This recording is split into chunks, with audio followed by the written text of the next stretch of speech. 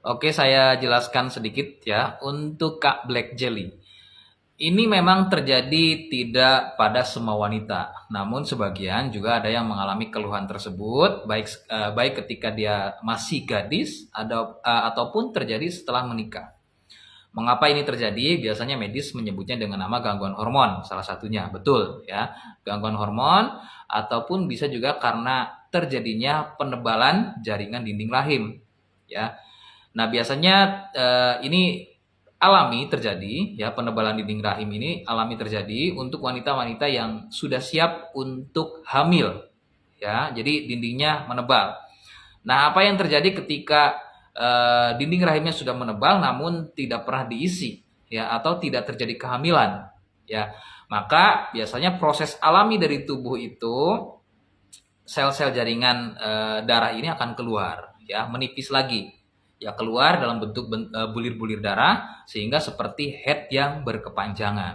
Nah, itu adalah penjelasan mengenai keluhan tersebut ya. Jadi selain dari apa tadi, untuk gangguan hormon, bisa juga karena adanya penebalan jaringan dinding rahim ya. Itu adalah salah satunya ya. Namun ini jadi catatan aja kalau misalnya ini terjadi sesekali ya, misalnya waktu gadis mengalami keluhan tersebut dan kemudian setelah menikah pun terjadi lagi ya, jaraknya agak berjauhan sekitar 5 tahun sekali misalnya, kemudian mengalami keluhan tersebut lagi misalnya.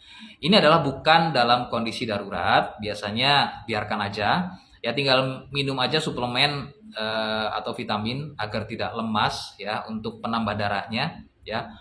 Dan silakan saja ini juga akan berhenti. Jadi dia akan berhenti ketika bulir-bulir sel darahnya itu sudah turun semuanya, sudah keluar semuanya, maka dia akan berhenti dengan sendirinya. Nah, itu adalah kondisi di mana head berkepanjangan. Ya, dengan catatan tadi ya, terjadi sesekali. Nah, kemudian apa yang terjadi kalau misalnya ini sering terjadi? Misalnya contoh, bulan kemarin sudah mengalami head berkepanjangan ini, kemudian 2 bulan berikutnya ternyata mengalami keluhan yang sama ya. Dan ini harus diwaspadai karena bisa jadi adanya radang panggul.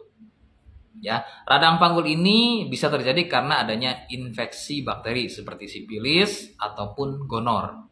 Nah, kemudian lagi ada yang namanya miom. Nah, miom ini biasanya jaringan lunak yang nempel pada serviks. Kemudian terjadi pendarahan. Nah, itu biasanya wajar.